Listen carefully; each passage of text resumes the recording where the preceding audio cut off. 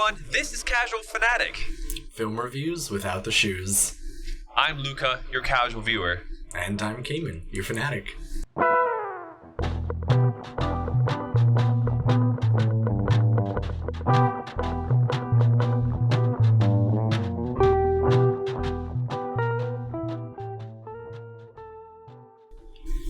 I don't remember what I look like there because I totally forgot that I was recording myself. So, hey, you saw like the actual Luca doing that. That's what I look like all the time, apparently. Very nice. So.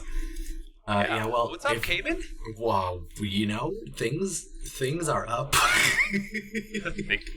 Things are up and things are down. You do. Yeah, it's been kind of crazy for our listeners. If you have seen the title of this episode, you're probably like, guys, on your last episode you said you were gonna do The Flash, and this isn't The Flash. Well, we tried to record that, and then my camera decided it just was gonna lie to me and tell me it was recording, even though it wasn't. So I lost that episode, but we will redo it at some point. We shall. We must. Yeah, so let's hope it goes through this time, because if we only put up my video, it's going to be very one-sided, you know what I'm saying? Yeah. But yeah, besides the troubles that we've gone through, I'm glad that we let the listeners know ahead of time. Yeah. What have you been up to? About the same. Today, Elena and I went kayaking, so that was fun. We went out. There's a lake about 40 minutes south of us, so we drove down there with our kayaks and just spent some time paddling. You love that. We love that. You had your dog Sydney with you, right? Yep. And we brought some chips and some gummy worms and some drink. And I like that. Yeah. It's a nice chill. Hell yeah. Day. It sort of started getting toasty towards the end there. I think it was like a high of 88 today, and by the time we left it was like up to 84, I want to say. That's not bad, is it? But when I was looking at the like feels like whatever, when we got there, I want to say it was like 78, and it said it felt like 86. So by the time it was up to 84, I'm sure it felt like 90 something, but it was like it was baking out there. That's crazy. That's a big gap right there for feeling something and not feeling it. Yeah. Or it being legit. I don't know what, I guess like the humidity affects the feels like temperature. I don't really know how they calculate that, but. Yeah, no idea. What about you? On my end, what did I do today? I played a lot of volleyball, I would say. Last night I was out late. I was playing poker with some friends. I unfortunately lost. The first hand I won. I felt so good about myself. And then literally 4 hands in, one of my buddies, I had a really good hand. I had ace jack. And, okay. The cards came out, and he, at one point, he was like, oh yeah, all in. But it was slowly betting, because I actually bet big off the rip. Were you betting real money? We had a pot of money. Gotcha. Everyone put in $5. So I lost $5 at the end of the night. That's not bad. But that's okay. Yeah, but he had a flush on that one hand. Only flush of the whole game. Yeah, that's and unfortunately, pretty rare hand. I know. It was very rare. And I had a 2-pair. Yeah, my ace and jack were 2 pairs, and he had a flush, and I was like, frick.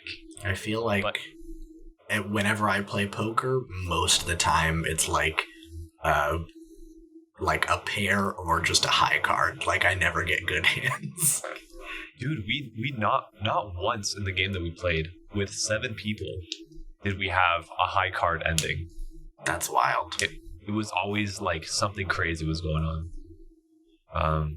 But I will say he was shuffling the decks weird. He was shuffling them upside down so he could see the cards. And then he put the cards in a pile of 4 face up and then put them all together. It was weird. I don't know. That is weird. But it is what it is. I don't think he cheated, but he got the money. What a cheater. Cheater. Zeb, if you're listening, you're a cheater. I'm kidding. If you can't tell him, a really bad sport when it gets to poker because I get fucking shit on every time, man. Just like Mario Kart. Oh, Mario Kart, don't get me started. Honestly, though, I'm getting better. You are. I feel like last time I played, you did pretty good. Yeah. We should play that again. That, I'm down. It's downstairs. I'm ready to go. All right, let's leave right now. Yeah, all right. Later, guys. Thanks for listening. Dude, imagine we play it on the podcast, next. We're talking, we're also gaming. See who's the best. Okay.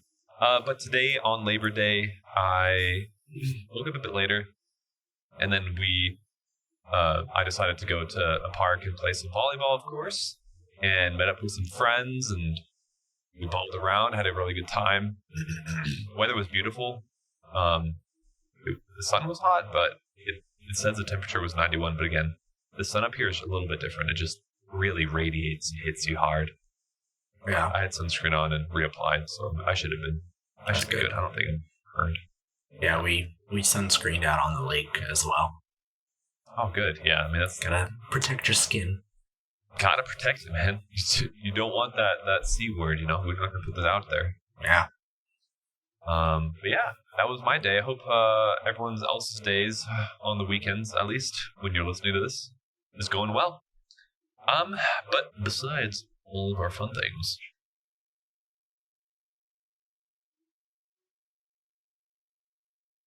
where'd you go? Sorry, there was a big ass bang here behind me. And even my cat's I don't know if you can see her. Hold on, let me look at the video. You can't see her. Yeah, no, you can't see her. She's leaning over the balcony looking at my front door. I don't know what's going on. Is your building exploding? No, it was as if someone threw something at my door and then left. That's weird. Anyway, we'll check later. What was I saying? Yeah, besides that, what movie are we talking about today?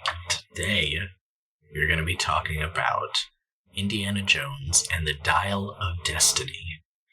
All right. It was directed by James Mangold, written by Jez and John Henry Butterworth, as well as David Koepp, and stars Harrison Ford, Phoebe Waller-Bridge, and Mads Mikkelsen. It was released on June 30th with an estimated budget of $295 million and grossed about $381 million. I don't know if it's still in theaters, so that may not be a final number, but honestly, so far, it's not great. That's pretty bad, no? Yeah. That's not good at all. Especially if you add in all their advertisement they put out for the movie, which is usually, like you said, double. So 500 million. Right. Oh man, that's tough. Well, I hope it's still in theaters so that they're racking more monies. And I also wonder, because I bought it on, I think it was YouTube actually. I bought the actual movie. I wonder if they how they. Is there a reason you bought it instead of just renting it? Dude, I couldn't rent it. I think it was too new. Interesting. Yeah, there's on Amazon, on YouTube, nowhere there was a rent option. That's kind of crazy. Yeah, so I don't remember how much it was, but I definitely had to buy it. But it's chill. It is what it is. That's what we do. Yeah. Well, anyway, what did you think about Indiana Jones and the Dial of Destiny? It was interesting. I think the storyline of Indiana Jones, of the movies in general, always confused me. I'm not quite sure why, but I always, in my mind, Indiana Jones is in current day, and then it's always in the past. And I think that personally always throws me for a loop, just because I'm not ready for it. But yeah, I don't know. I mean, I think it was decent. I wouldn't watch it again, I don't think, but I mean, it wasn't god awful. Yeah. It was very mid for me. I feel about the same. I think it's And I've seen a lot of very different opinions about this. I know that some people, this is their least favorite Indiana Jones. Um, I think Kingdom of the Crystal Skull, I think, is still worse than this one. I haven't rewatched that one in a while, but that one I just remember being no fun at all. And I feel like this one, it wasn't like super exciting. It was, like you said, it was very middle of the road, but I feel like middle of the road is still better than being aggressively bad, which I think Kingdom of the Crystal Skull was. Right. Yeah, I don't know. I think it was like a very safe movie. Yeah. They didn't really take a whole lot of chances with it. No. And they could have done a lot of things, but like if I remember back to other Indiana Joneses, like whenever they went on the actual adventure part, there was always something crazy happening. And this one, it was very, you could see that being a real thing. And the other ones, maybe not so much. So maybe they dialed back on the reach of reality. Maybe more realistic. Although we'll get to it, but there's quite a number of not realistic things that happen in this movie. Yeah, for sure. But I mean, most of the things that I saw were like, oh, all right, I can kind of see that happening. Yeah. But yeah. That's my 10 cents. Yeah, that's about how I feel too. It's a very average movie. So if you're looking for an average Indiana Jones, this is the one for you. And this is the movie that he's actually retiring on, right? Like he's done with the character, and there have been people have talked about them continuing the franchise and having someone else take over the role, but Harrison Ford has said that he doesn't want that to happen. I think in an interview he said it's really easy. When I'm done, he's done. Interesting. Why is that? They don't want it to be like the James Bond series? I mean, it very well could, and obviously just because Harrison Ford wants something doesn't mean that he's going to get what he wants. So if the studio wants to make another Indiana Jones in the future and just cast someone else, they may very well do that. They have all the rights. But I don't know. We'll see what happens. Yeah, I guess wait and see. What did you think about this as like as a sort of last adventure? You felt like this was like a good, like saying goodbye to Indiana Jones? Not really at all. No, I don't know where in that movie it was like a finalized thing. The ending, I'll be real. I'm not going to try to spoil anything, but the ending did kind of confuse me. Okay.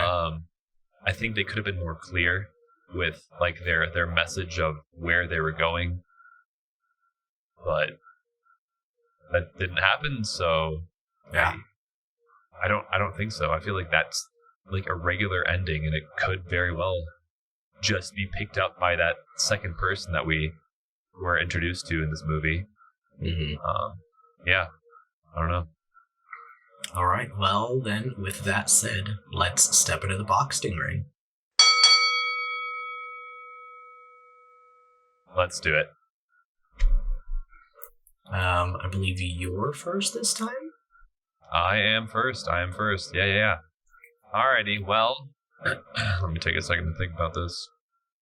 Good idea. I forgot what that lady's name is. Oh, Helena. Alright. Indiana Jones has to return from retirement when Helena barges into his life, asking about some of his past adventures. Unbeknown to him, he's going to dive deep back into adventure to keep the Dial of Destiny safe. Okay. I'm gonna say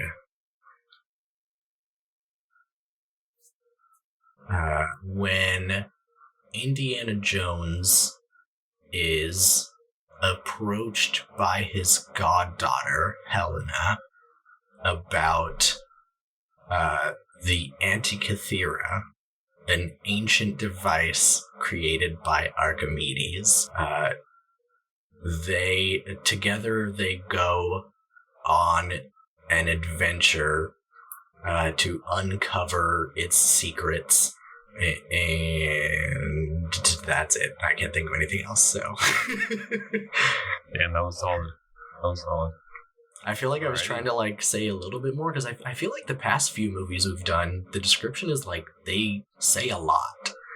Yeah, I agree. I feel like we should have said something about Nazis. Yeah, I wasn't sure. Right when you started, I was like, oh shoot, I should have mentioned the Nazi commander or something. I don't fucking know. But we'll see. Because we didn't mention any bad guy. And that was technically the Nazi party trying to turn back time and whatever. Alright, well this says, finding himself in a new era, approaching retirement, Indy wrestles with fitting into a world that seems to have outgrown him. But as the tentacles of an all-too-familiar evil return in the form of an old rival, Indy must don his hat and pick up his whip once more to make sure an ancient and powerful artifact doesn't fall into the wrong hands. Interesting, okay.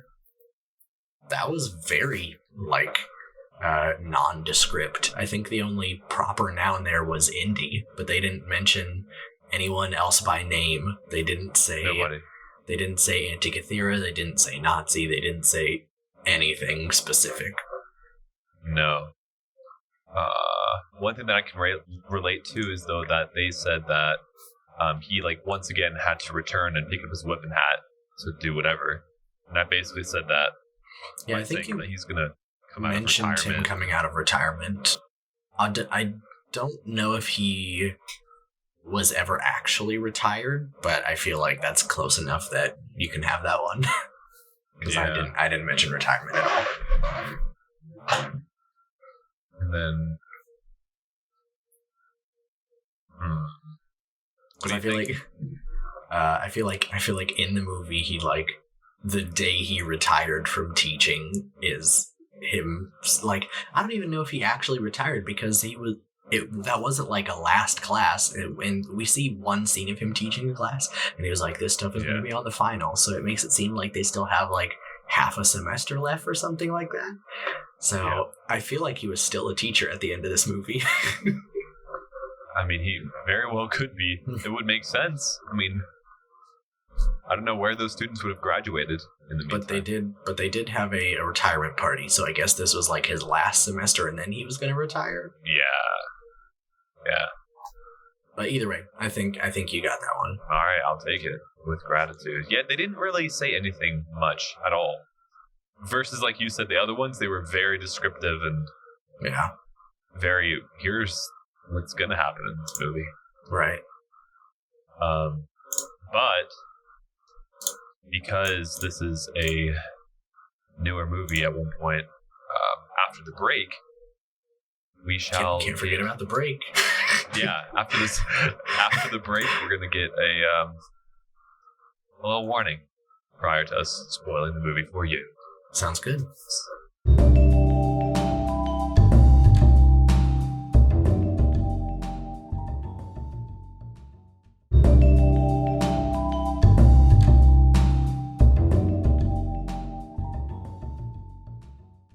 Yeah, back from break. Wow. Fast. I mean, freaking fast. I can't use the one F word for our, PG rated movie.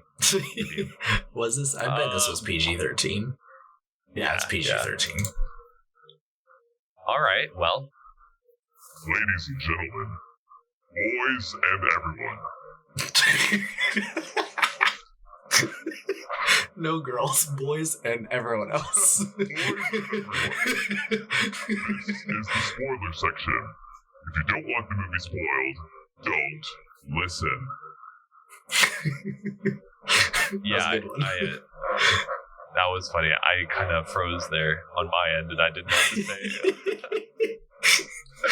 Oh no, man! I need to practice that because usually I'm behind the curtain and no one sees what I'm doing or my facial reactions, because usually I have like facial reactions, but I can't do that now.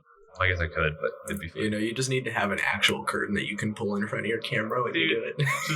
just put like a sticky note like in front of my face and go for it. No, all right. Well, we're in the spoiler section. We can now spoil everything about this movie. And Sir. I mean, I guess to start off, the time. Again, like I was saying earlier, I'm always confused with when these movies are. Like this one again, Nazi times, and What? I guess. Well, it's not really Nazi time. There's Nazis in it, but this takes place in 1969, I believe. But that's like afterwards, right? Like the first scenes of the movie. The first scene is during World War II. Yes. Okay. Yeah. All of the triggers me. The first 3 Indiana Jones movies take place before World War II. So even though he's fighting Nazis in those movies as well, but those that's like the Nazis before the war started. It's like pre-invasion of Poland. Okay, that makes sense. Yeah. I don't know. It's just always a little bit triggering because I'm like, I don't think they put out like, hey, this is during this time period. This is the date on like the bottom right corner, unless I missed that. It's been a while since I've seen the first 3, but they might have mentioned the specific date. But yeah, the first 3 take place before World War II, and then Kingdom of the Crystal Skull takes place during the Cold War, which I believe is, I think it takes place in 1957. So that's after the war. So the opening scene of this movie is the only time we actually get to see Indiana Jones during the war. That's interesting. Yeah, I don't know. All that stuff just throws me for a loop, and then all of a sudden, like you said, it's in 1967. 69. 1969. That's yeah, old. it's right after the moon landing because they have like a parade for the astronauts. Yeah. Right. That's dope. Okay, well, yeah, that was just like the first thing is like always thrown for a loop with these times and whatnot. Yeah. How did you feel about that opening scene? Like the train scene. Yeah. It was. I think it was a very Indiana Jones thing. For him to be like on a train running around, or like him walking through a fully enclosed like Nazi cabins and Nazi cars. Yeah, I would say so. So I think it perhaps wasn't the most creative like adventure scene. Like we said about the movie overall, it felt kind of safe. But it was like, I don't know, it was fun. It wasn't like, it was like, oh, this is a cool little like adventure scene. Yeah, I think it was definitely like again, back to like the core of Indiana Jones, you know? I don't know. It was definitely fun. I think like the wrestling match on top of the train was interesting, and then like the gun like shooting scene where he got shot by his partner. Oh yeah. And then the train has like these giant cannons, machine gun cannons on it. Yeah. And the train was going like into a turn, and it was like shooting through the cabins of the train itself. I thought that was pretty freaking cool. I thought that was cool. I think there was definitely like touching again on I feel like there's a very fine line of believability when it comes to Indiana Jones movies. Like obviously a lot of very fantastical things happen in these movies, but I feel like usually there's like the main thing that's like some artifact or whatever that has these weird non-realistic behaviors, but everything else is usually pretty realistic.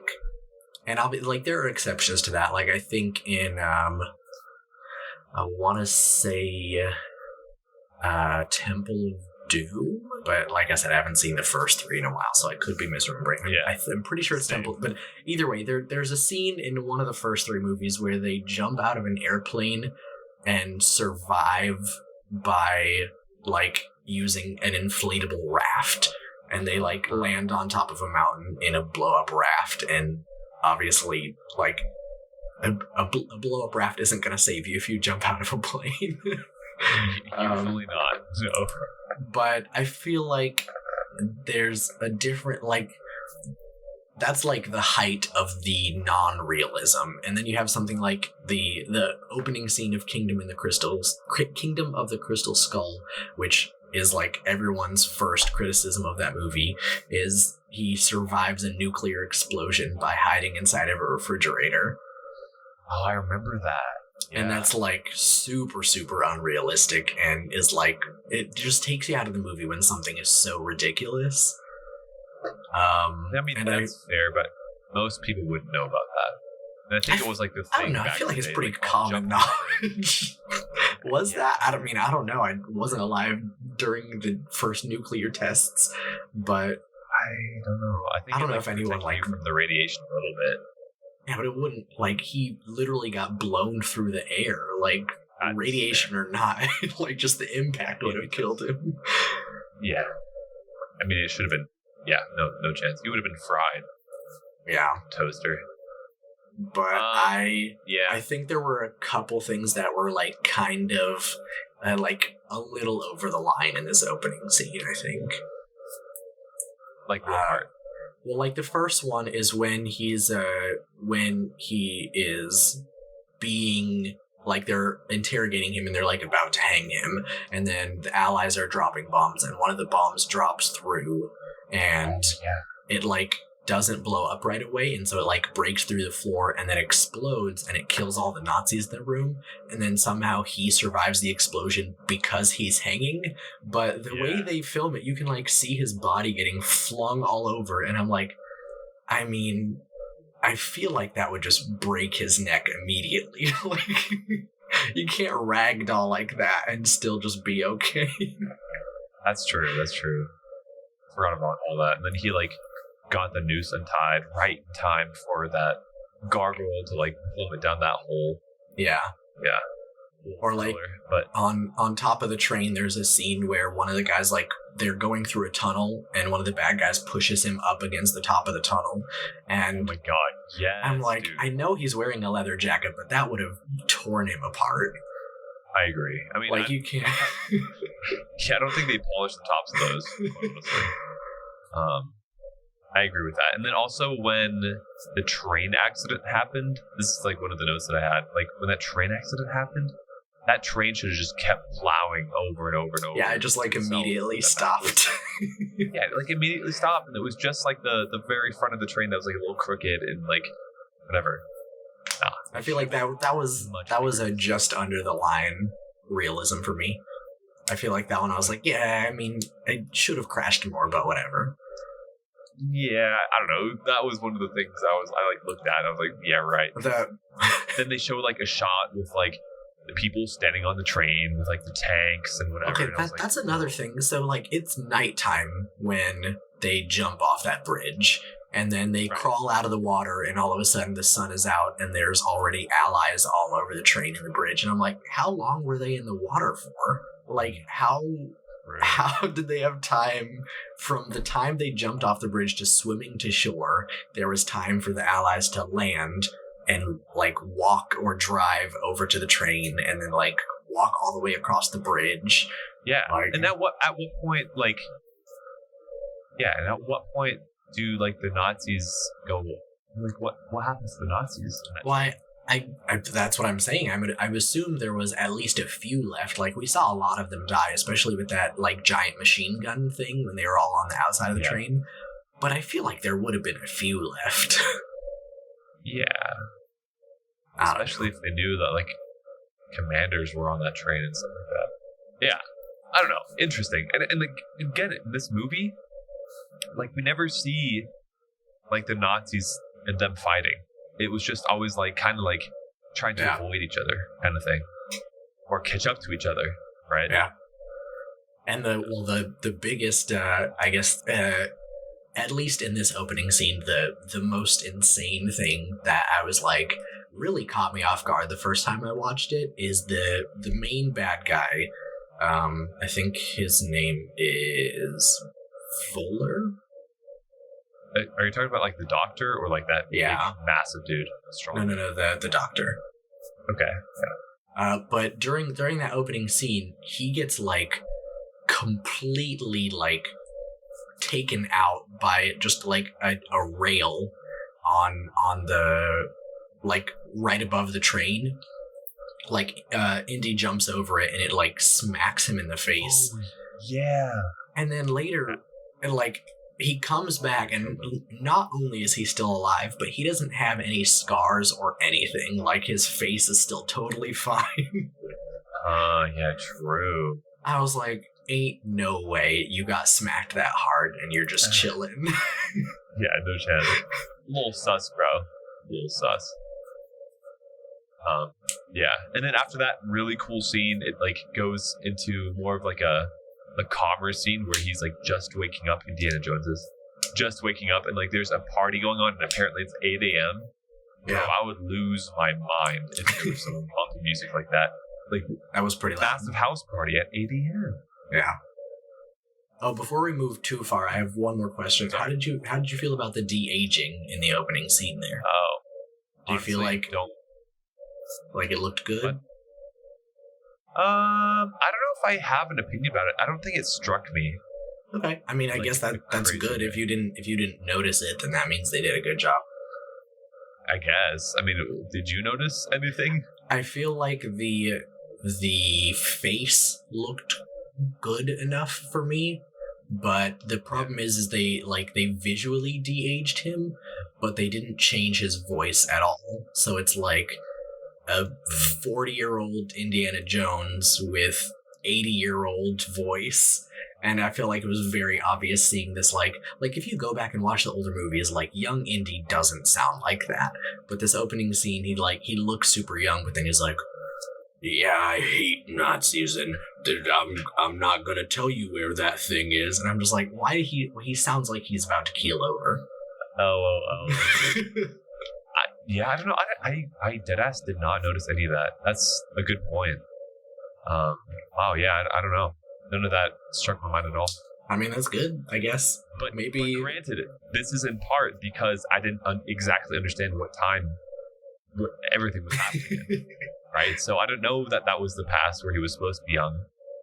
And then, I mean, I guess I found out like way later that first scene of the movie is actually like in the past, if that makes sense. I don't know. Oh, so you thought that the whole movie was going to be taking place during that time period? I did, yeah. And gotcha. Then I think at one point I found out that, like, obviously he's a professor now, so not. Yeah, when he wakes up and he's like flabby. Yeah. You're like, oh. He's way different. Yeah. Although Elena pointed this out while we were watching it, even though he is old as dirt, Harrison Ford did have abs in that scene when he gets out of bed. Yeah, he did, bro. So, pretty fit old man. I mean, not bad. He probably put in a shit ton of work for that, because, you know, that old skin is tough to conquer. Yeah. Let's see.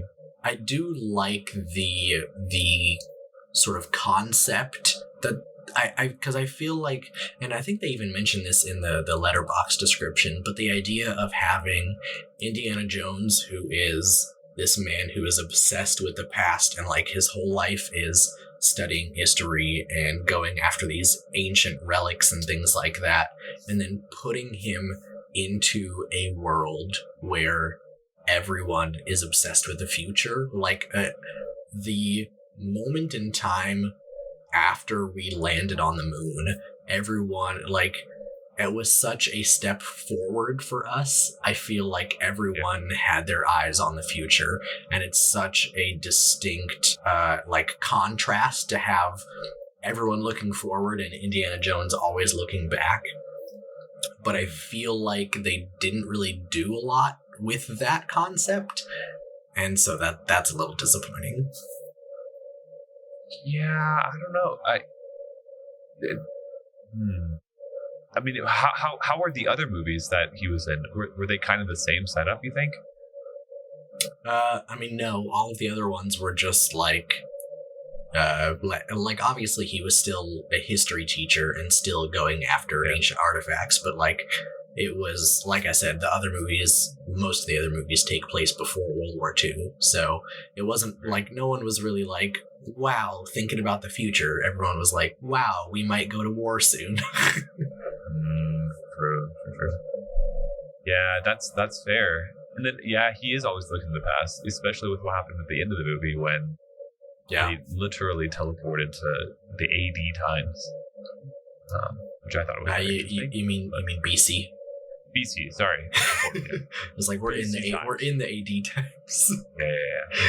On the BC, which is something we'll get to because that was a choice, I think. Yeah. Very much a choice. I also think, speaking of the Antikythera, which is the artifact of this movie, the so-called Dial of Destiny, I feel like I wasn't really sure how to feel about it because it's so... Compared to, I mean, I guess, see, the hard part with this is Temple of Doom is kind of its own thing. Like, it's not really based on an actual artifact, but most of the other movies are. Like, you have the Holy Grail, the Ark of the Covenant, and, like, even the Crystal Skulls, to some extent, like, are things that are said to exist in the world and are said to have magical abilities, but like, I feel like the Indiana Jones formula is like, take a legend and treat it as if it was real, and this is like kind of the opposite thing, where they took a real object and sort of made it way more fantastical than it actually is. Does that make sense? Yeah, like taking a clock and making it a time portal. Like the Antikythera mechanism is a real device that you can like go and see in it. I think it's in a museum. I don't know, but you can find pictures of it. Real device. Yeah. But they've like highly fictionalized it in this movie versus like something like the Holy Grail, which is like, people talk about it existing, but like there's not like, oh yeah, this is definitely the Holy Grail. Like it's not a real artifact that people have at the moment. Right. And so I feel like it made me feel weird that instead of taking a fake object and treating it as if it was real, they took a real object and made it seem fake. Yeah, I can see that. But at the same time, if you have a real object that people know of, and then you add like this mystical power to it, it might make people think like, oh, like maybe that is how it could work potentially. I don't know. The whole thing, I mean, yeah, it's kind of this strange for sure. So our this was one of my notes is, are we supposed to care about that disco cop? Because I feel like the way that the movie was shot, and like, I don't know, there were so many scenes where it made it seem like she was going to be an important character, but then I was like, I literally don't give a shit what happens to this like CIA agent, and then she just like gets shot at one point, and I'm like, oh well. Oh yeah, true. No, yeah, I didn't care about her either. Yeah, No so I don't know, I don't know what that character was supposed to be. Yeah, I don't know. No clue. But yeah, I mean, when she died, it was like, even Indiana Jones wasn't really like affected by it, right? But yeah, I don't even. Well, I mean, other than that one interaction in the back of the truck, I don't think they ever really like spoke. Yeah. They captured him at the school and then interrogated him, and then he got away, and then that was it. Right. I don't know. I think there were a few deaths that happened, and none of them really affected me in any way. Yeah. I can remember. I mean, that one in like that library area where like they shot the I don't know what she is, professor or like front lady, or I don't know what her title would be. Yeah. But they shot her dead, and I was like, that was a little weird. You could have just knocked her out, but it's cool. Well, I mean, that guy was working with a Nazi, so I mean, yeah. I don't- No part of that was good. So, I don't know if that like obviously the main bad guy like is a proper Nazi. I don't know if his like henchmen were actual Nazis or if they were just like, because we see in the first scene at the hotel that the one guy is like is studying German out of a book. right. So I'm like, I don't think he like is a Nazi. I think he just works for a Nazi and is just like cool with that. I don't think so, bro. I think they're all neo-Nazis and they're all working together. I mean, I guess that could be. I guess you can like Unfortunately, there's you can be a Nazi Nazis without now. being German. Yeah, there's more Nazis now in the U.S. than in Germany by far. So But yeah, I guess they never really like made clear if he's like, I don't know if he's like down for the cause, like he actually believes in like the Nazi purpose, or if he's just like, yeah, I want, like, I don't know, it could just be like he's paying him really well or something. that could be too, but I don't know like where this guy's getting his money from or like his information. Yeah. Like how does he know any of that stuff? You know? Well, I'd imagine a lot of it is him like government funding, because he was obviously working with the CIA. Oh, yeah, he was, true. And he was fooling the CIA. Is that right? What do you mean fooling them? Like like he obviously was playing them. He didn't tell them exactly what he was going to do. Well, I So mean, maybe I the think CIA thought that. I think What? they just didn't believe him, because the before Disco Cop gets shot, she tells him, "We don't actually care about the dial. We were just letting you chase it to keep you happy." So I think they knew that he was looking for it, but they just didn't believe that it was actually had any power. So they're like, "Yeah, whatever, do your thing." So this is kind of like that saying: keep your enemies close. Closer. Keep No. your friends close and keep your friends enemies close. Right. Friend. I was like, friends close, enemies closer. Yeah. Probably along those lines. That's what this was. I guess. But yeah, they definitely, this is, I don't think that it was a secret that he was a Nazi. I think this was kind of trying to play on the whole, you know about Operation Paperclip, right? Yeah, I think that's what they were going for. Okay, that makes sense. Is like they, obviously, after he magically survived getting completely railed on that train, He completely his face lifted. Yeah. the U.S. just brought him over to help with the space program. Right. I mean, they brought in hundreds and hundreds of scientists. Yeah, That's I how the think U.S. developed their nuclear weapons. So. I think I was looking at it.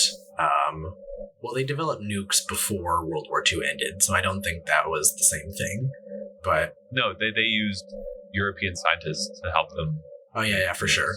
But I think after World War II, I was looking at it earlier. They brought 1,600 former Nazi scientists to help with the space race. Oh wow, yeah, Saturn V. Yeah, That's crazy. a lot of Crazy Nazis. stuff. The U.S. let a lot slide there. I don't know, Yeah. man. Not a proponent, but it is history, so we need to know. Were you surprised to see that German scientist guy again the first time you saw him? No. Well, yeah, because I thought he was dead after getting smacked in the face. Yeah. I don't know. I just Like that happened, and I literally during the train scene, I was like, oh, I guess that guy died. And then like 10 minutes later, he wasn't dead, and I was like, oh. yeah. And then like that one line that he said with, I forgot exactly how it came up, but he basically was like, "You didn't win the war. Hitler lost it." Yeah, he's basically like his belief is that the only reason that the Nazis lost is because Hitler was a big dum-dum. Yeah, literally that. No, not a big fan of Hitler, but And I saw, I don't know if this is true or not, but I've seen some theories online about perhaps they had a different ending where instead of going back to 200 BC, they actually did go back to World War, because the bad guy's plan here is to go back in time, kill Hitler, and take his place so that he can do a better job. And Right. so I've seen so many people talking about how entertaining it would have been to watch if they did go back to World War II.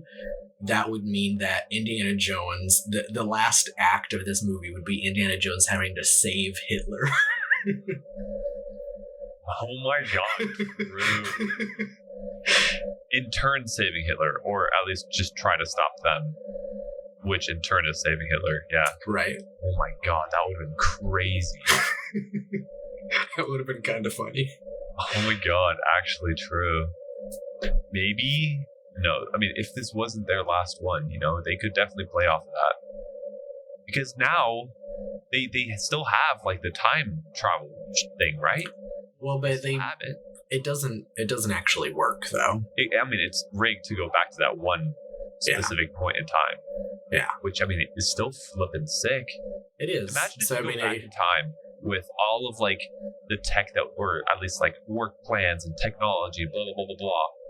And then, for those few hundred years till current times, they've improved upon that. So it's I don't know. It's pretty cool. Yeah. I think also in addition to the list of people that I don't care about, that little kid that runs around with Helena, I don't even remember his name. Teddy, I think. Well, he's also a whatever character. I feel like, I don't know.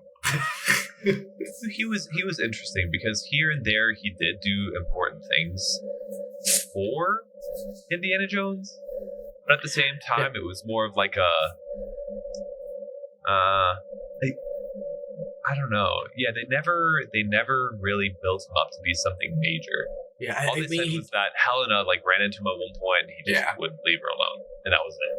I think he serves more of a purpose in the story than that cop lady did, but I don't know. I just I don't feel an emotional connection with him. If for some reason he didn't die in the movie, but if he did, wouldn't have affected me. Yeah, no, same. He almost died when he was in the cuffs with that big man, and then jumped into the river. Oh my god, somehow. he fucking straight murked that guy. Yeah. That was he would have had that plan, but still, no, but that was probably the most brutal death in this movie. He cuffs this guy underwater and just lets him drown. Yeah, death by drowning, bro, is a fear. It's that shit is scary, bro. Yeah. I would not want to die by drowning, man. If you've ever swallowed a mouthful of water on accident, and all of a sudden your whole body goes into this shock and it just is rushing through your veins, you're immediately induces panic. Yeah, it's wild. But yeah, terrifying. Bad way for that big man to go. But honestly, the smallest character in the movie killed the biggest one, so props. What did you think about the parade scene? I thought it was fun. It was Interesting. It was not as fun as the opening scene, but having the little the chase with him on the horse and the other guy on the motorcycle. Although I thought it was weird that I don't know how they knew where he was gonna be, but they chase him down into the subway system, and then he races this horse against a train to the next subway station, and somehow by the time he gets there, the cops are already there. I'm how did they get there so fast? Yeah, I don't know. I did not, honestly, dude. The whole parade scene was a big turnoff to me. I think that was probably one of the lamest parts of the movie. You think so? They could have. Yeah. What I don't know. What about it? It was so CGI. It was just the fact that in this loud ass parade he shot one shot and every single person ducked down, and then Indiana Jones is the only one that was still standing. That every time that happens in a movie, I'm come on, dude. If I don't know, I guess they don't know the trope, but I feel like if someone was chasing me and there was a crowd of people and someone shot, I would also duck. Like, why does the one good guy like stand out and be like, here I am? Yeah, I don't know. I feel like it could have been a bit better, but I did like that horse scene in the subway where like the train was coming and then all of a sudden there was an opening on the right so he could take the horse down the right side of the tracks, not the left. Like, yeah, that was pretty cool. I like when he gets to the end and he just walks up to that guy. He's like, here, hold my horse. Yeah. In the subway. Yeah, I don't know. The subway scene was great. The parade scene. Yeah, I guess I don't know. It was such a short little sequence. It felt, it was like meh. I feel like when I think about the parade scene, the subway part is the part that I'm thinking about. But him actually like running down the street past all of the floats and stuff is like, it's whatever. I agree. And then from there, I have just a quick note because it was a very quick scene, the gambling area, where Helena was trying to sell that artifact to someone, so the highest bidder or whatnot. Yeah. I did think that was pretty cool that, like, all of a sudden the Nazi guy found them too. I mean, that was kind of lame. But, I don't know how he kept finding them. He just, like, anywhere they went, he was like, yep, right there. That's what I don't understand. No chance. Unless you have like a tracker or whatever, it doesn't. Although there's one scene later where it's very obvious how he followed them, and it irritated me so much because after we can talk more about the whole boat sequence later, but at the end of it, when they were in the city. No. After the diving scene. Yeah. And they are going off and they're like, oh, it's not in I don't even remember the fake city. He was like, it's not in Alexandria. She goes, it's not in Alexandria, it's in Sicily. And they start heading that direction. And then we see a cutaway of the bad guy with binoculars going, they're going west, not east, and just follows them. I'm like, really? You couldn't fake it for like 30 minutes and just go the wrong way? Yeah. Like if they had just gone towards Alexandria for a little bit, and then after they're out of sight, they can turn around.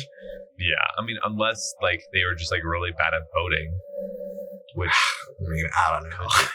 Could have been, but yeah. Bad enough at boating that they don't know what direction they're going? Yeah, I don't know, man. Like, how would they know where the other city is? Huh? I don't fucking know. But I agree. It was pretty dumb. I think they made it hella obvious, and then I wish we would have seen more scenes of them like getting into the lifeboat and then figuring out how to get off that burning boat. But yeah. The boat didn't seem to be sinking or anything, though. They were just like kind of chilling there. There was a literal dynamite explosion. Yeah, that shit shatters a rock, and apparently the thin hull of a boat is fine. Also, I just learned this recently. I don't know if you are aware of this. I didn't know that dynamite and TNT were different things. I never associated them with like the same thing, but I feel like I just like in my head, whenever you say either of them, I just picture that like red stick with a fuse. But like obviously there can be different things inside of a red stick with a fuse. Huh. Yeah. Wait, so what's the difference? Dynamite is solidified nitroglycerin and is like extremely unstable. TNT is like incredibly stable. Like people like had TNT for a long time before they even knew that it was an explosive. Wow. Okay. Interesting. Well, so which one is more damaging? Dynamite? I don't know which one's stronger. I think TNT is stronger. I'm pretty sure. TNT is what people use like nowadays for when they're carving out like at my the last place that I lived, like right before we moved there, they were installing a new part of the highway, and they had to like blast away a lot of rock, and that TNT is what they use for that kind of stuff. Whenever you're driving down the road and you see, sometimes if there's like a really rocky part on the side of the road, you'll see like a bunch of little lines, and they'll like, so how they do it is they'll like drill into the rock and then stick TNT in there and then blast away the rock like that. Yeah. I think they do that also with during the wintertime, which is coming soon. With like a winter control, like on the mountains. So there's avalanche control, that's what it's called. Oh yeah. It blasts away like big snowbands that are being built up, so that it doesn't slide away randomly onto some people in accident.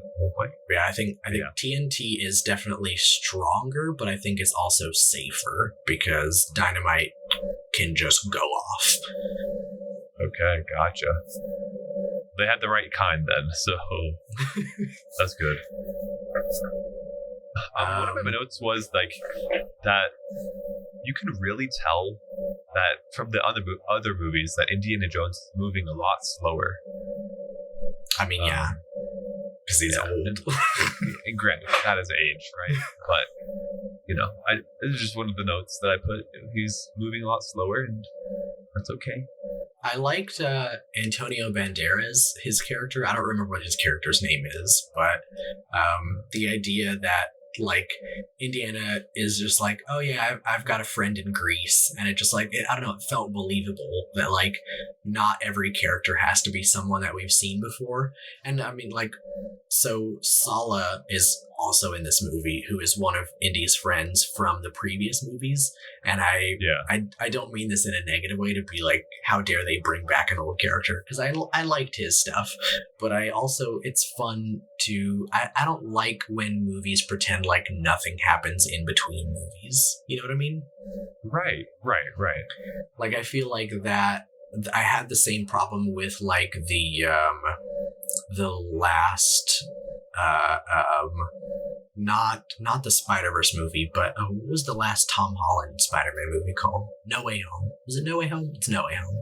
The one where they brought back the other Spider-Man. And then he was like, oh, what kind of bad guys have you fought? And then the only bad guys that they list are the ones that were in their movies, even though they've like apparently been Spider-Man for years since those movies. And I'm like, you could have mentioned another bad guy. Like, it doesn't only have to be the ones that were in the movies. That's true. Yeah, that's true. But I feel like it was enjoyable to me that someone just popped up in this movie that was like, oh yeah, this is just one of Indiana Jones' friends, even though you've never seen him before. I was like, yeah, that makes sense. Yeah, I mean, he's a nice guy. He's a doctor. He's a professor, and who knows, dude? Honestly, I never on the spot recognize Antonio Banderas. Never. Really? I feel like he has such a recognizable face. That's what I think too. And I never could, like, you just told me, I was like, he was in this movie? And I looked, I was like, damn, he was. I mean, you didn't even recognize his voice? No, bro, I don't know. This man literally eludes me. That's kind of wild. He's in so many movies. We just watched Puss in Boots a few weeks ago. I know. Granted, I know him only from Spy Kids. Really? That's where Okay. That's like the first time I was introduced to him. Have you never seen the Zorro movies? Zorro? Yeah. I think the first one's called the Mask of Zorro. Yeah. Let me see here. Wow, that's a 1974 movie? Oh, no. Okay, so Zorro is like a really old character, so there are older movies. I've never seen these. But the ones with Antonio Banderas, I think there's 3 of them. I think there's... I'm looking at it right now.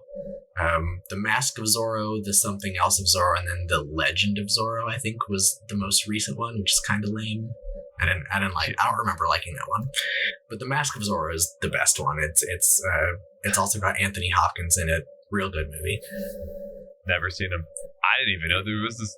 Well, you should. They're great. I haven't seen any characters out of these. Like the little mask, the top hat, and the cape looking thing. I feel like Bro, I would have seen that. Zorro is what Puss in Boots is based off of. Wow. Like, not The more you like know. Puss in Boots is a story outside of the Shrek universe, but like that's the reason that they have Antonio Banderas voicing Puss in Boots, because they're trying to like. And there's even a scene, I think, in the first Shrek movie where he like carves a P into a tree with his sword. That's the thing that Zorro does, is he carves Z's into things. Yeah, bro, I didn't fucking know that shit. What? I'm telling you, you gotta watch Zorro. Oh my god, yo, maybe we can review Zorro at one point. All right. If it's that good, I'm down. But yeah, Please, we need a good movie to review at one point. You know what I'm saying? Like, fuck, all these have been ass, bro. listen, that's just 2023, man. That literally is 2023. Straight cheeks. Sorry, anyway, I digress. Like, what did you think about the little tuk tuk? What? The tuk tuk. The like camel looking thing. What is a tuk tuk? I don't know what a tuk tuk is. Wait, am I wrong? Hold on. Oh no! No, right. You're talking about the vehicle. Yeah, the vehicle, the tuk tuk. I don't know what the fuck I was thinking about. I was like, huh? The tuk tuk. I didn't know No, that's what that was called. Nope, it is not. Huh? Yeah, no, the tuk tuk. It's great, isn't it? It was. I think that was a pretty fun chase sequence. Yeah, I liked that chase sequence probably the most out of this movie. Better than the train scene. Yeah, Okay. yeah, because it was more realistic. The only thing that was not realistic was the fact that this tuk tuk stayed in one piece the whole time throughout all these stairs, through it crashing, through all that stuff. This thing was fucking indestructible. I mean, I don't. Did you notice that at all, or was it just me? I mean, are tuk tuks known for falling apart, or are you just saying because it got beat up so much? Because it was doing some insane stuff. You know what I'm saying? It was I don't going know. Crazy. It didn't. It felt pretty normal to me. Oh, okay. Well, it's just me. It should have died. It should have died halfway through that chase scene, but I mean, at It the was- end, they were like the motor died, and he like had to do the thing where he like sticks the gum in the engine. yeah, bro, bullshit. Okay. Yeah, I don't know. I guess The fact that it was just able to like keep up with, like a modern car is actually insane. Like those tuk tuk engines usually are like 49cc or 200cc maybe, which is I- less than a motorcycle. I guess just like the de-aging, this is just something that you noticed that didn't even cross my mind. Yeah, exactly. True. I'm like that car guy, motorcycle guy. I'm like, I don't know. I don't see that being a thing. Yeah, I literally didn't even know what a tuk tuk was called. So Yeah, fair. But you Um, know, I did like that sequence. It was very cool. I also thought it was kind of like, I don't know if funny is the right word, but because Sala was in this movie, and I feel like, I don't know, I'm assuming you didn't see the trailer for this either. No. But a big part of the trailer was that scene where they're outside the airport and he's like, Indy, I miss the desert. I miss waking up and not knowing what adventure lies ahead of us, or whatever he says. And it's like they make it sound like such an inspiring thing. And I don't know, I feel like it's not like we need two old people going on an adventure. So I don't know if the movie would have been better if Sala came along, but I just thought it was kind of funny that he was like, I brought my passport, and Indy's like, nope, you're staying here. Yeah, true. I did actually think that he was going to be tagging along, and at that instant in time when that was happening, I thought it was a great idea. I mean, you know, it could have been fun. it could have Yeah. been cool. Yeah. It would have been way cooler than that little kid, maybe. Who knows? Maybe they could have had more drama, or like, I don't know, booby trap scenes or something crazy. But yeah, At one point, speaking of, because this is another line that was like heavily included in the trailer, but there's that scene where he's talking to Helena about whether or not the Antikythera actually has power or not, and Helena's like, she's like, now you believe in it or something like that or whatever. And he says, I'm trying to remember the full thing. I think he says, like, I don't believe in magic, but I've seen a lot of things that I can't explain. And he said, I've learned that it's not so much what you believe, but how hard you believe it. And I don't know what the fuck that means. Like, I feel like it's supposed to sound really cool and meaningful, but it's not what you believe, it's how hard you believe it.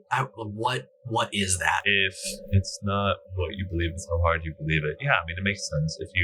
That doesn't make any sense to me. It does. Like, it doesn't really matter what you're believing in, if it's real or not, as long as the person that believes in it is like dead set on it being real. You know what I'm saying? No. Like if one person can believe in a religion like a lot and a ton, and one person just couldn't, right? It doesn't matter like what the non-religious person thinks, as long as the religious person believes in that religion enough. Well, no matter what proof gets put in front of him. It's like Donald Trump, right? He is dead set, facts on the table, receipts going down, and he is still blubbering away about some election fraud. He believes that thing enough that it doesn't matter what's put in front of him. He is just dead set on that. That's true. I guess in the context of talking about magic, I feel like it is kind of nonsense. Like, if you believe in ghosts, it's the same shit, no? I don't know, I guess. Like, what you're saying... If you believe in ghosts enough, then you're going to call the priest in your apartment to wave around some smoke and say something, right? That's how it works. If you go through a giant portal in the sky and end up in ancient Sicily, I feel like just saying, I don't believe in magic, like, it doesn't matter how hard you believe that it doesn't happen. That did happen. That's true. Or you could just be in fat denial and think that was just a big dream that was really realistic. I suppose. I don't know, man. Because even that scene, it ended with Jones waking up in a bed as if he had dreamed it. But when he woke up, he had one of the ancient Roman spears sitting on the bed next to him. True. But he deals with ancient artifacts all day. That's his job. I guess. I don't know. Maybe he had that with him the night before, and he was just like looking at it and mesmerized by its. So then, is everyone else lying to him? No. He's like, I must have been dreaming. Everyone's like, no, we went back in the past. He's like, no. Yeah, true. I don't know. I mean, in some instances it makes sense. I guess in some contexts it makes more sense. I think in this context it just felt a little weird. Yeah, I get that. How did you feel about? I know we had talked about the boat exploding already, but how did you feel about the whole diving thing? I didn't like it. No, I didn't either. No. I thought that the eels were so boring. Bro. And all of a sudden there's like 60 eels covering the exit, and they're all swarming him, blah, blah, blah. Dude, oh, shit. Get out of here with that trash. You guys can do better. Like, yeah. Just make it one really big fucking eel. It was also just, it was like so obscure. Like, I feel like there were so many eels, I almost couldn't tell what was happening at one point. Yeah, he was just being swarmed. Like, it was just like the eels act like piranhas. Yeah. Which was, I was so stupid. Yeah.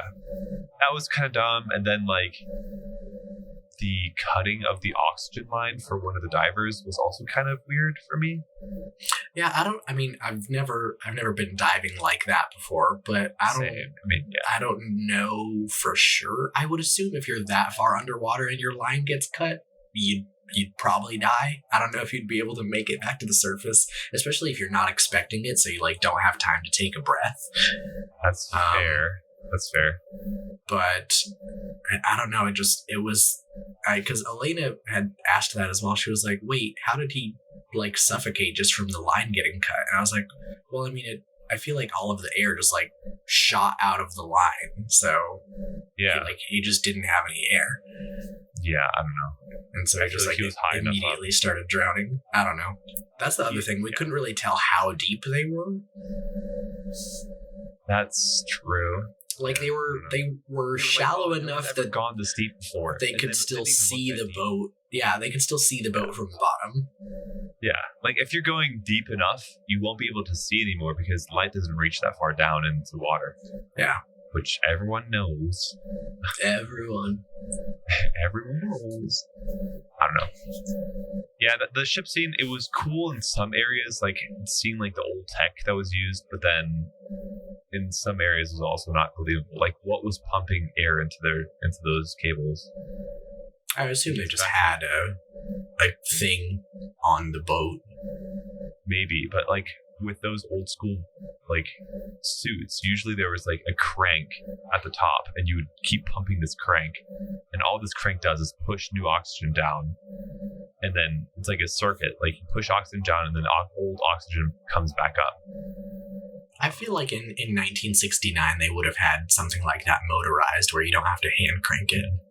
That's fair. I just didn't see anything of that sort. Maybe I didn't look hard enough, but who knows? I did note that because usually when we review older movies, I'll usually just watch it once. But when it's a movie I haven't seen before, I usually watch it twice because I'll watch it the first time just to like experience it, and then the second time I'll watch it and take notes because I don't want to miss anything while I'm taking notes. Good point. But the second time I watched it, I noticed something that I didn't notice the first time. Which was what? When Teddy is going around and he steals some cash from some other kid and like goes to buy gelato or something, and he walks by, there's like a public puppet show or something. Yeah. And it like foreshadows the ending because the puppet show they're putting on is the Siege of Syracuse, and they have Roman soldiers getting attacked by a dragon. And then at the end, when they go back in time, obviously the Romans think that the airplanes are dragons. Oh shit. Yeah. That's crazy. I didn't notice that at all. No. I wouldn't even have made the connection that they thought the flying things in the sky were dragons. I think at one point, one of the Roman soldiers even calls them dragons. That's crazy. Bro, I'm honestly surprised that those Roman soldiers with their arrow weapons were that accurate up into the Bro, sky. they were snipers. They literally were like, shabah, shabah. Yeah. They were hitting this like tiny little flying thing that they've never seen before, as if that's what they've always been trained to do in life. No, like They also you're seemed completely unfazed. Like, I'm assuming because actual dragons don't exist unless they do in the Indiana Jones universe, but assuming this is the first time you see a dragon and they are just like, all right, let's kill it. No one's like, holy shit, a motherfucking dragon. True, yeah. And then all of a sudden, now, I don't know. The whole thing was just. They were just like so nonchalant about it. They're like, oh, the Greeks have a dragon. We should probably kill that. Yeah, they're like, all right, well, let's start shooting at this thing because I've never seen that before. It literally came out of like storm clouds, like For real. Like, they're just treating it like it's totally normal. yeah. And this is like completely ignoring the fact that the kid was, when we first met the kid, he was in a restaurant. He was being taught by a pilot how to fly a plane by like some cardboard things that he'd cut out. And at the very end, he like jumps into like this random plane and knows how to fly it. Like, Yep. He's never flown a plane before, and his first time he takes off in this insane thunderstorm, and it's like a literal like hurricane winds, and he manages to successfully fly this plane. And I'm like, I don't know about that. And then we also find out that there's a fucking pilot sleeping in the plane. Yeah. Elena was like, how the fuck did that guy sleep through all that? That's what I was about to ask, man. Like, he like lifted off the runway and hit back down on the runway, then went up and like he, like flew around like kind of crazily. Bro, there's a guy sleeping back there, and that like noise, that like there's G forces going on, bro. What? Insane. Yeah. Again, Indiana Jones something, and like that guy, like why was he even there? Like, was it? Yeah, I guess he just like he didn't want to pay for a hotel room, so he just sleeps in his plane. Yeah, but I'm asking like what was the reasoning behind the producers wanting to put a guy back there? Was that just like an LOL factor? Maybe like, oh, maybe they were trying to. I mean, it could have also just been for the lulz, but maybe they like were trying to like not completely push the limits of. Although I don't know, I feel like he didn't really help the kid fly, did he? Maybe like when they first went through the portal, he helped him a little bit, but I don't know. I feel like it would have made sense if it was like he maybe takes off successfully and then he starts failing and the guy wakes up and he's just flying after that. Yes, because then it's like cool. Yeah, because then it's like, well, obviously this kid can't fly the whole time. He doesn't know how to fly. Right, but I feel like takeoff and landings are like the hardest parts of flying in general. Yeah, and he definitely did one of them with. I think he did both of them because I'm pretty sure even at the end when he lands, he gets out and he goes, "I did it." Yeah, I mean, insane. That's all I have to say to that. Whack. Yeah, whack. Although I really, really, really did like when the planes did fly out and you saw like the war going on. I did like that a lot. That was kind of cool. Say I am a sucker for like big shots where it shows a lot, like city wise, and like to show how like the ancient civilizations lived and fought. I thought that was really cool. They also so when they're looking for Archimedes' tomb, I don't know, there was some weird things with like they have to crawl through a tunnel and there's all of a sudden all of these giant bugs for absolutely no reason. Yeah, like huge centipedes, spiders, like random creepy crawlies, and I don't know, it just felt like I felt like maybe that was just like a callback thing because there is I know I said this before, but I'm pretty sure in Temple of Doom there is a scene with like a huge room full of bugs, but there was like it was an actual scene, like it was like Indy and some other people get trapped in a room and there's like a ceiling dropping down on top of them that's going to crush them, and then one person is outside and has to save them, but in order to save them she has to reach her hand into a tiny little hole that has a bunch of bugs in it and stuff. Yeah. But it's like stuff is actually happening versus here it's like they walk through a tunnel, get some bugs on them, and then they brush them off and then that's it. And it's like, cool.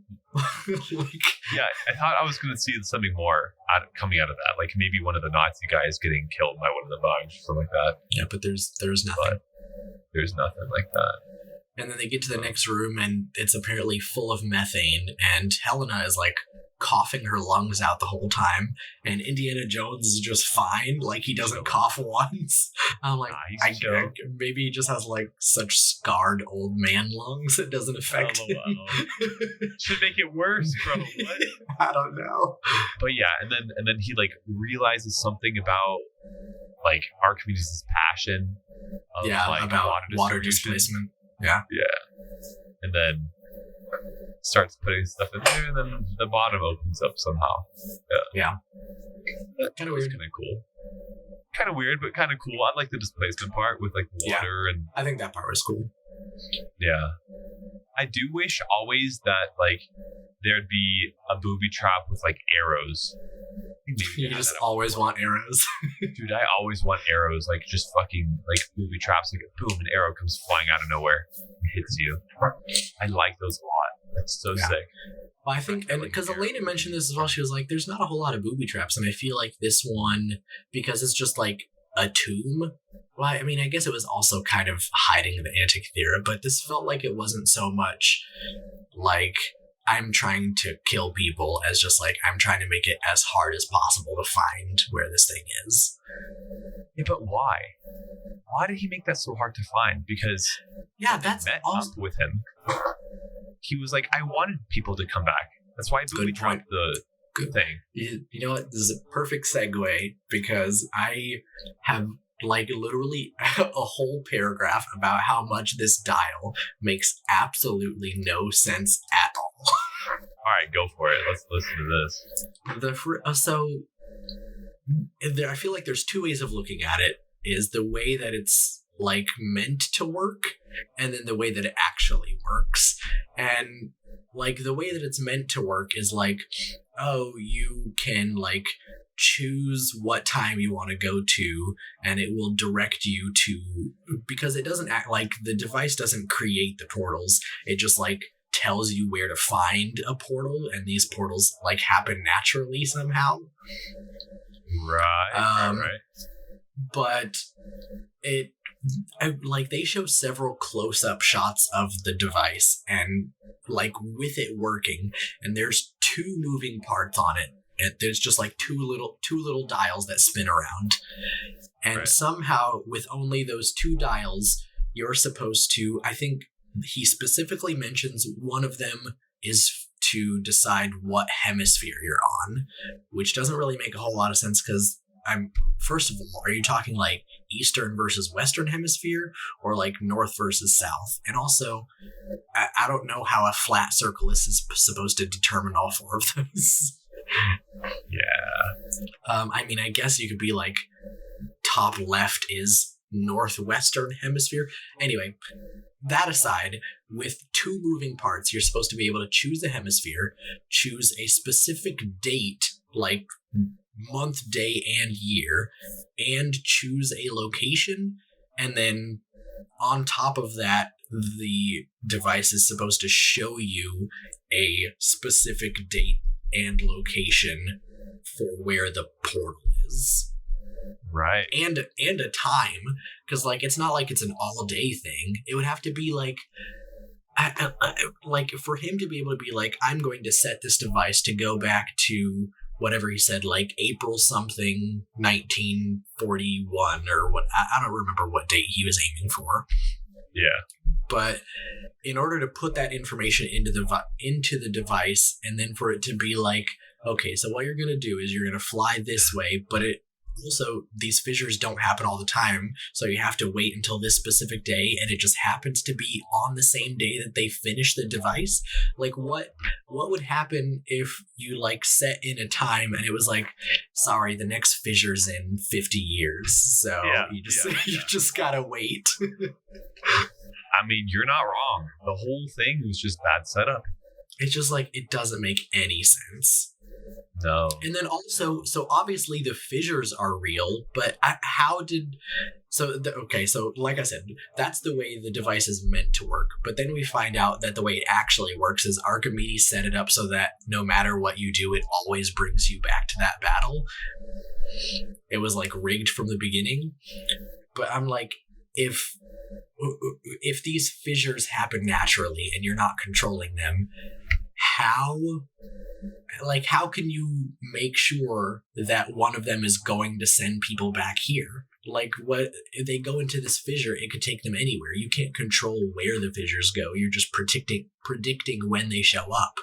That's true. Unless each fissure has like a different but then you not only have to predict when the fissures show up, but somehow be able to determine what fissures go to what time periods. Yeah, it's whack.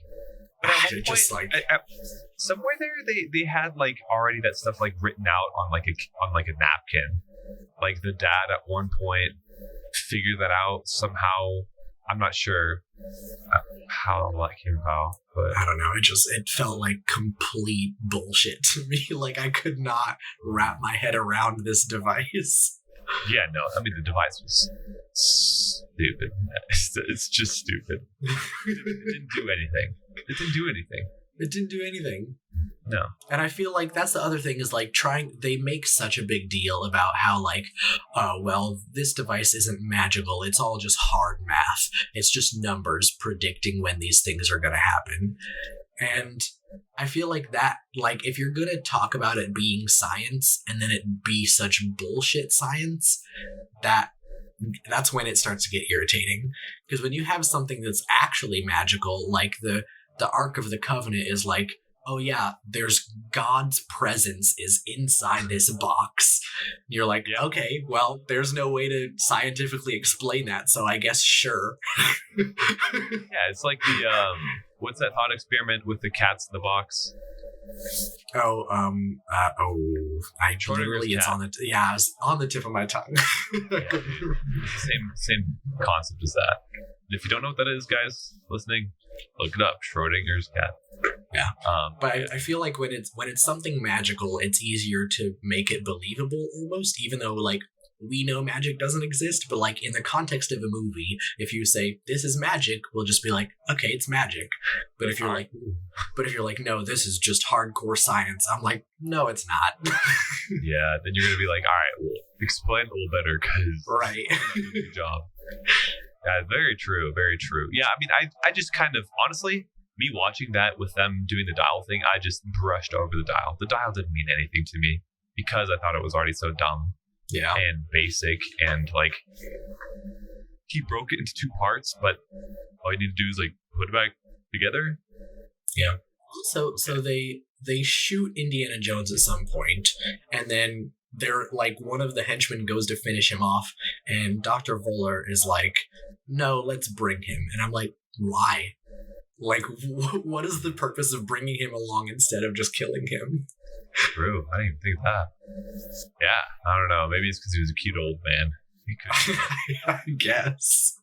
Or maybe he had like knowledge that they needed or something. Not sure. I don't know. Yeah, they should have just finished him off. For sure.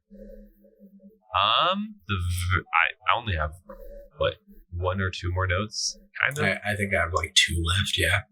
Yeah. And one of mine is, what's the story of him and her that he came back to the future with? Marion, I guess. The person that he kisses at the end. Yeah, where I said that's the second note that says cute kissing scene. That's the whole note. See, my note was that was not a cute scene. Oh no, why? It just felt because they're calling back to. They have a scene in Raiders of the Lost Ark where they do the same thing, except in reverse, where it's like after a fight or something, and Indiana Jones is all bandaged up, and she like touches him, and he's like, ow, that hurts, and she goes, well, where doesn't it hurt? And then he like points to his elbow and points to his forehead, and then he points to his lips, and they're just like replaying that scene, and it just felt, I don't know, it felt a little forced to me. Maybe because you were aware of that other thing happening. I was not. So I took it for face value. There was no callbacks for me on that. Similar experience to The Flash then. When you don't know the callback, you're just like, cool. Yeah, you're like, this is great. I love it. Yeah. Those were my two. But what is the story of him and her that he came back to the future with? What is that? What was that? What do you mean, what's the story? Literally, the note is, what's the story of him and her that he came back to the future with? But you're talking about the person he kissed. Like, what's their story? Or are you talking about like, what's the story with him and Helena? I'm not sure. I should have been more detailed with that question. Honestly, let's just go to your question or your last 2 points, because. Well, then one of my points was just that I thought the kissing thing wasn't that cute, and then my second one was because they like have a big fake out at the end where they make it seem like Indiana Jones is gonna just stay in the past, and then and then Helena is like and like knocks him out and brings him back to the present day. Yep. But that's what the question was. When they came back to the present day, aka the future for them, technically. Right. There was like an old lady and an old man. there. The old man is Sala. That's the same guy who said goodbye to him at the airport. And the lady? And the lady is Marion, who was in the other movies. They were married for a while and had a kid. That when earlier in the movie he mentions his son dying. That's the woman he had a son with. Oh, okay. That makes sense. Yeah. There's also a picture of her on his fridge in the opening scene when he wakes up after he yells I don't know if it's after or before. I think it's after he goes and yells at his neighbors for the loud music. He goes back to his apartment, and then on the fridge there's like a picture of a woman, and it's that woman. Yeah, and he covered her up. Yeah. Okay. Because they were going through a divorce. Gotcha. Yeah, everything's solved now. Sick. Yeah. All right. Well. But my last thing was, so at Helena at one point mentions, because her argument is like, if you stay here, you're gonna mess up the past. We've already messed up the past. First of all, we brought planes here, which, I mean, I guess didn't mess things up because it was already that way. But then she says, we've already scared off the whole Roman Navy. And I'm like, so does that mean that Rome lost this battle? Because like in actual history, they won. Like it was like a long siege, and they like eventually took over Syracuse, and I want to say it was like a 2 years of fighting or something like that. That's tough. Yeah, but I don't know. I mean, they took down the fucking flying dragons, so. But also, the other weird thing is, Archimedes died in Syracuse. So, like, even if Indiana Jones stayed, that means he would have been there for, first of all, like she said, probably only like a week or two, because he got shot. So he would have died very quickly. And even if he somehow survived, Archimedes would have been killed, because that's where he died, is like right after that battle. Interesting. Did they ever explain how he died? There's not like hard evidence, but the commonly cited story is that Archimedes was working on something, like some math, he was just like doing some math in his office, and the Roman soldiers had been given specific instruction not to kill him, because obviously, like, he's one of the main reasons that the city held for so long, because he had all of these like super cool inventions to help protect the city. And so the Romans were like, hey, we can use him, make sure not to kill him, because he's actually a really smart motherfucker. Yeah. But there were some Roman soldiers who were trying to arrest him and like bring him, I guess, back to Rome or something. And one of the Romans went to him and was like, you need to come with me. And he was like, shut up, you're interrupting my work, and just like kept doing math. And the Roman soldier got mad and killed him. Oh my god, dude. Why? Well, I mean, that's an explanation, you know.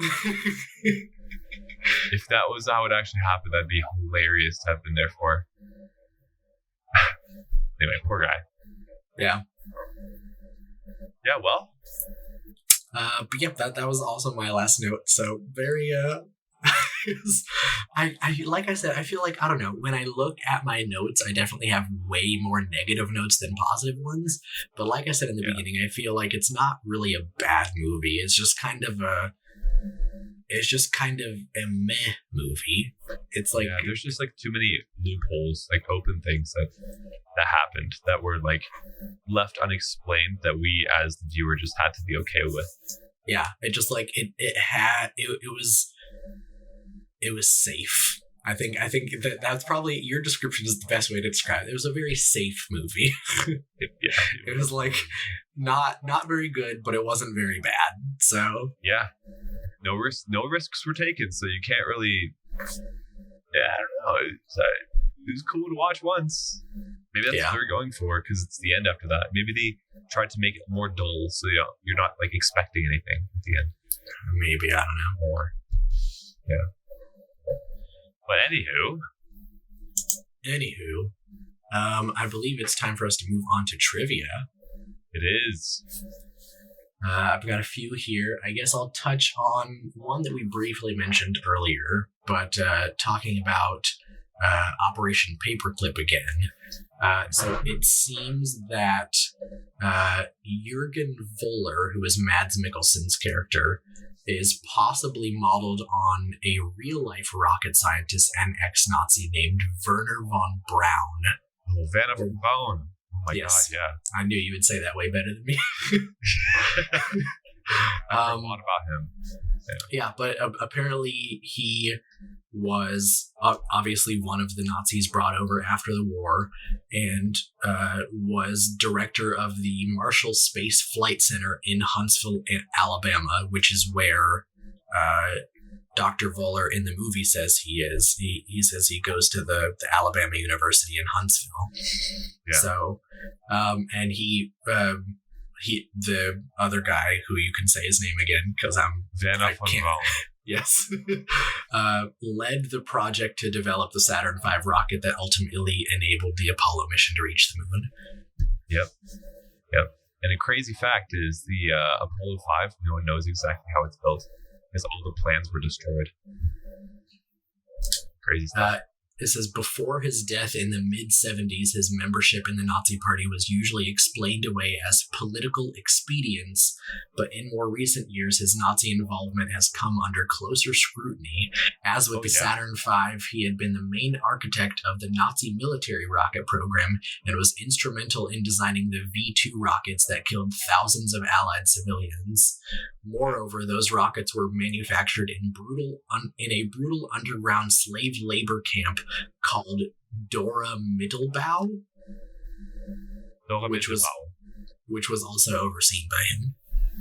Yeah, they did some crazy things underground, bro. So the Germans developed the first jet engine as well during that war. Yeah, and the whole manufacturing and production of this jet was underground in a mountain, inside of a mountain. And so, crazy. Yeah, so because it was inside of a mountain, there was like not enough space for a long runway, right? So at the very top of this mountain, they made a runway just long enough for them to take off, but there was no way for them to land. So during that time, they would just take off and go, and that was really it. Either you land and fly somewhere or you get shot down. Yeah. Insane stuff. And they had like this whole elevator system that carried the jets up to the side of the mountain to the top. Crazy stuff. Yeah. But apparently the character in the movie was based off of that man. Interesting. Huh. The more you know. Second piece of trivia here. While the movie's title namesake object, the dial allegedly built by Archimedes, refers to a real antique device, fragments of which were recovered from a 2,000-year-old ship discovered in 1900, the device is always called the Antikythera mechanism. Antikythera is not the name of the device itself as it is in the movie, but actually the name of the Greek island off the coast of which the mechanism was found. Oh, that's pretty cool. Okay. So the device isn't called the Antikythera. Antikythera is a Greek island, and the device was found close to that island. Gotcha. And the device's name is what? The Antikythera mechanism. Mechanism. Okay. Huh. Because if you just say Antikythera, then you could be talking about the island. So they have to specify, no, this is the mechanism from that island. Wow. Isn't that wild that was found and it was just like that old and yeah, and it's like that? I think the current like belief about the real mechanism is that it was an orrery, which is a model of the solar system. Wow. So it could be used to like predict like constellations and things like that and the way that the planets moved around the sun, but it wasn't it definitely didn't have any like weird time abilities. Yeah, of course not. That's really cool though. Wow. In this film, Harrison Ford is over 20 years older than Sean Connery was when he played Indiana Jones's father in The Last Crusade. Dang. Well, I think Harrison Ford was I think he's like 80 or 81 now. Let me double check myself, but he's old. 78. Okay. Oh no, he's 81 now, but he was 78 during filming. Sick. Because he was born in 1942. Oh wow. Yeah. So he was born before World War II. Yeah. That's Kind crazy. of crazy. That's kind of insane. I mean, my grandparents were too, so. I mean, yeah, but it feels weird to like. I don't know. I guess like it's different. This is a very unique, I feel like, acting experience when you are like Born in that. Like when your movie, because the movie takes place in 1969. So if he was born in 42, he would have been like around 30 at that time. Yeah. Which means he actually lived through that era, and now he's playing someone in that era, but someone who's 40 years older than he was actually at that time. Right. That's crazy. That feels very strange. I wonder if he ever had like a question come up for him where he had to comment on that, because that's a good point. Maybe. And our last piece of trivia here, during the train sequence when Indy is looking for the Lance of Longinus inside the train car of artifacts, the holy hand grenade of Antioch from Monty Python's Holy Grail can be spotted on a shelf. Oh my god. So, I don't know what you're talking about, but I love that movie. Monty Python? Yeah. That's a solid film. That is funny. But yeah, you don't remember the holy hand grenade? Let me look it up right now. Oh, that. Yeah. Oh, yeah. Oh shit. Okay. I see it in the in Indiana Jones too. Nice. That's funny. Yeah, that was something from Monty Python, and they put it in this movie. Why would they do that? Just for lulz. Just the little effect, just like that guy waking to the back of the plane. Yeah. That's one way to do it. Very cool. Okay. It's a nice little gag. All right, now let's get wrecked. Let's do it. Me being a European, I really like sparkling drinks, like sparkling water. Big ass fan. I don't know if you guys have a Costco membership, but I've been downing these like they're candy because it's like just sparkling water, but they have like different types of flavors. It is called S. Pellegrino. Oh yeah, I've had that before. Bro, these are so good. I mean, you have blood orange, black raspberry, and then you have another one that's tangerine and wild strawberry. Then, those are the only two I have up here. All right, well, and there's another one, but those are solid. Highly recommend them. If you guys ever go to Costco, buy a pack of these. If you like sparkling waters, they're like very lightly flavored, but they're just the sparkling content, like the amount of sparkles it has, is good enough to where it doesn't like destroy your throat if you're drinking. Not like aggressively sparkly. Yeah, it's not like aggressively sparkly, but granted, I have been drinking sparkling water my whole life, so I might be tougher than most. I like sparkling water. Elena is not a fan. Yeah, I don't understand. This sparkling water is so good. So good. I feel like she does like we get a flavored sparkling water every once in a while that she'll drink, but just like normal like water flavored sparkling water is like not her thing at all. Well, I love both. Dude, I'll chug the shit out of them too. Yeah. That was my suggestion. My rec. damn, I remember earlier, I think earlier today, I had something that I was like, oh, this would be a good recommendation. Now I don't remember what it is. Oh, you know what? I got one. My recommendation is going to be The Mask of Zorro. Mask of Zorro. Go watch The Mask of Zorro. Honestly, not a bad rec, because we might do a podcast over it at one point, so you'll be already pre-prepared. Yeah, so if you haven't seen any of the Zorro movies, Antonio Banderas is A+ on those ones. All right, say less. Sounds like a good deal. Yeah, and so that's our recommendations. And for those of you who would like to be prepared, it obviously depends. We'll see what happens.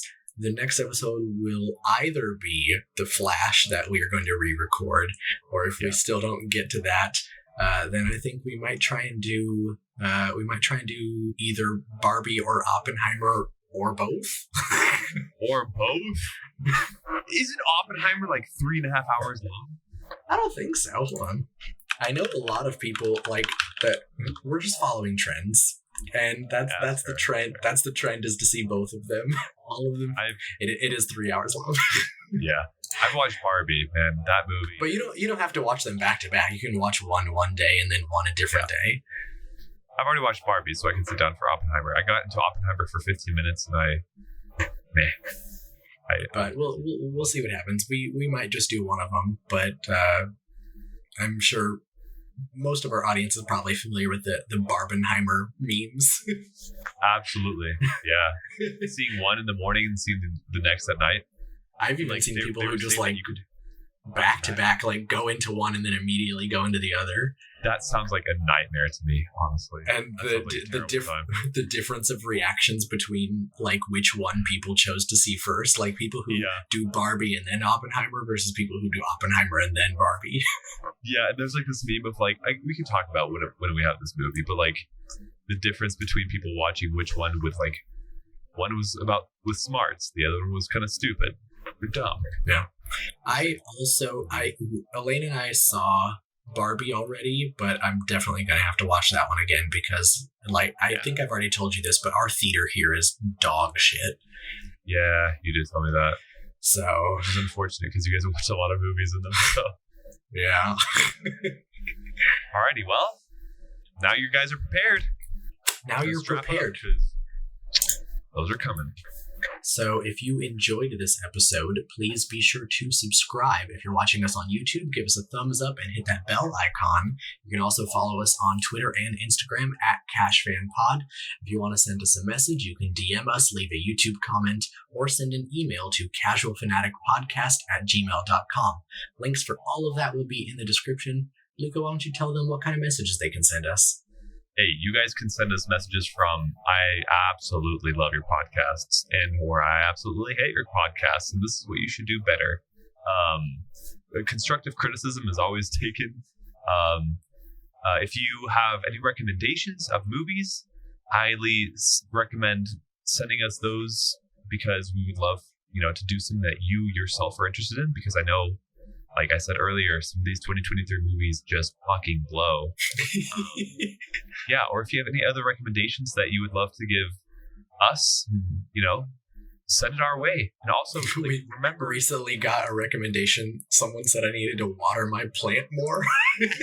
I promise you, I water my plant. It's doing fine. I love that comment. That was golden. But yeah, send those our way and hey, if you like it, if you want a shout out, let us know. We can do that too. Yeah. Perfect. All right. Well, this has been Casual Fanatic. Thanks for listening. Thanks for listening.